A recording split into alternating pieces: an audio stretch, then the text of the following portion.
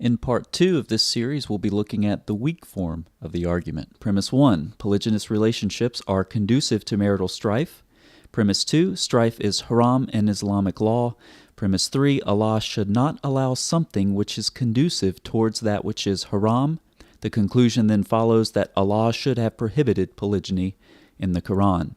Now, I've already demonstrated in part 1 of this video that there was a significant amount of strife within the marital relationships of Muhammad. So I'm not going to rehash that, but I will cover one particular of the first premise. If one wants to reject the strong form of the argument and doesn't want to say that polygynous relationships necessarily lead to the strife prohibited in Islamic law, then one must at least concede that they maximize the potential for the same. Since strife could not have been prevented in Muhammad's marital relationships, or surely he would have prevented it, then the tendency towards strife must be at least extremely high. If polygynous relationships were the impetus for only a small amount of strife between the partners involved, then surely this small amount of strife could have been avoided in Muhammad's situation.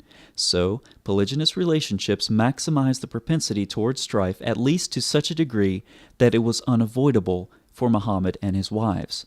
Premise 2 is well known and was already supported in part 1 in the strong form of the argument. Premise 3, Allah should not allow something which is conducive towards that which is haram.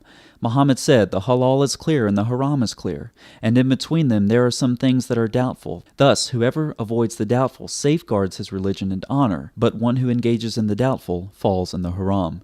This has been codified in Islamic law as, whatever is conducive to the haram is itself haram.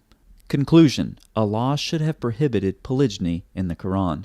The conclusion then for both the strong and weak form of the arguments is that polygynous relationships should have been prohibited in the Quran.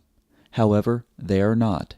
Therefore, the Quran is in error on the issue of polygynous relationships.